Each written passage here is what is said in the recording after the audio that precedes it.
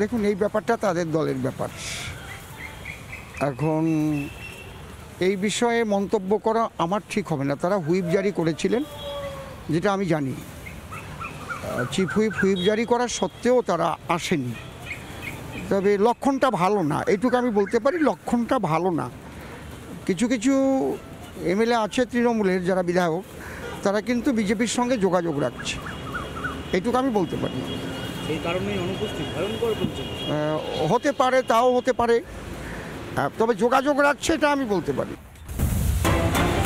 রাজ্যের বাজেট অধিবেশন অত্যন্ত গুরুত্বপূর্ণ বাজেট অধিবেশন, আর সেখানে দেখা নেই একেবারে তৃণমূল কংগ্রেসেরই 50 জন বিধায়কের।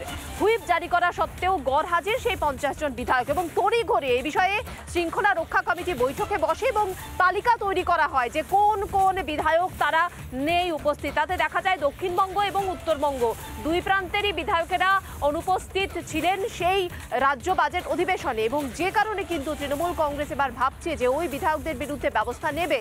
এ বিষয়ে আমাদের প্রতিনিধি অনুপম কথা বলেছিলেন নির্মল ঘোষের সঙ্গে। কি বললেন নির্মল ঘোষ, শোনাবো আপনাদের। যে অ্যাসেম্বলিতে যেটা হচ্ছে না, শৃঙ্খলা রক্ষা কমিটিতে, এই যে যারা অনুপস্থিত থাকবে, ওদের নামের তালিকা কি তৈরি হলো কিছু? না, এখন কথা হচ্ছে যে ওগুলো তো আমরা এখন রেডি করছি। ফার্স্ট মিটিং যেদিনকে হবে না, আমি তোমাদের সকলকে জানি দেবো দাদা ভাই। এই মোটামুটি কোন কোন এই 28, 29, 30 এই ধরনের হবে, সবই হয়ে যাবে। তোমার দিয়ে দেবো, সব দিয়ে দেবো আমরা। আচ্ছা, বলছি এদেরকে কি, মানে এদের বিরুদ্ধে কি ব্যবস্থা নেওয়া হতে পারে প্রাইমারি? সেটা বলা মুশকিল আছে। ওয়ার্নিং দেবে কি, তাদেরকে মিটিং করে বলা হবে যে সবকিছু একটা লিমিটের মধ্যে রেখেই করা হবে, যাতে জিনিসটা আগামী দিনে না হয়। হ্যাঁ, এটা কি সব থেকে বেশি কোন কোন কোন জেলায় আছে কিছু পাওয়া গেল? কি ব্যাপার বলছি, সব থেকে বেশি কোন জেলায়, নর্থ বেঙ্গল না সাউথ বেঙ্গল?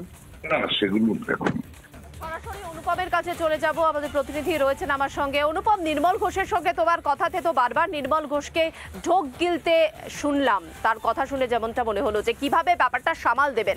তো এটা একটা বড় ব্যাপার, এই বিধানসভা ভোটের আগে এভাবে 50 জন বিধায়কের অনুপস্থিতি সামাল দেওয়াটা চ্যালেঞ্জ তৃণমূল কংগ্রেসের কাছে।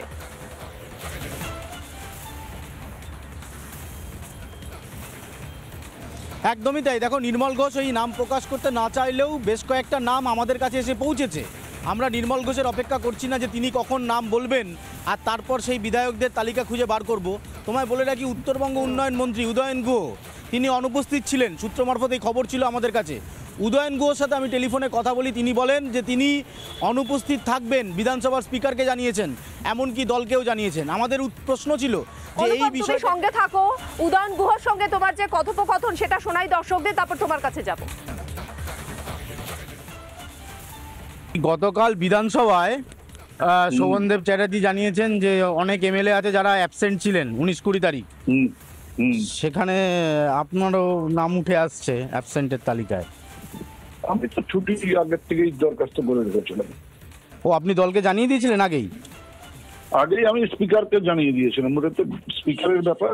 স্পিকারকে আমি জানিয়ে দিয়েছিলাম এবং তার জন্য দরখাস্ত করে দিয়েছিলাম 11 তারিখে। তখন তো হুইপই হয়নি, মানে আমি থাকতে পারছি না সেটা জানিয়ে দিয়েছি এবং ইয়েও করেছিলাম, সেটা কপি পরে চিফ হুইপকেও জানিয়ে দিয়েছিলাম।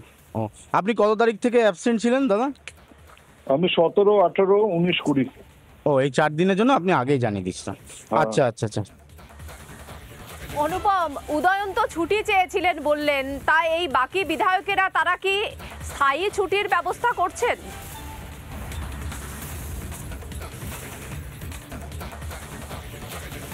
দেখো, উদয়ন গুহ বলছেন ছুটিতে ছিলেন, কিন্তু তোমাকে একটা জিনিস ভাবতে হবে, বিধানসভার ভেতরে বিধানসভা কক্ষে এমন গুরুত্বপূর্ণ বিষয় নিয়ে আলোচনা হচ্ছেন, আর একজন মন্ত্রী, উত্তরবঙ্গ উন্নয়ন মন্ত্রী, তিনি ছুটিতে চলে যাচ্ছেন।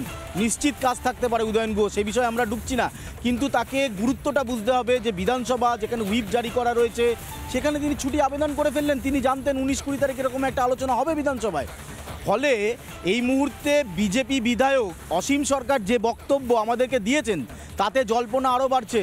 বিজেপি বিধায়ক অসীম সরকার বলছে কিছু তৃণমূলের বিধায়করা রয়েছে যারা তলায় তলায় বিজেপির সাথে যোগাযোগ করছে, তৃণমূলকে নিয়ে অস্বস্তিতে রয়েছে।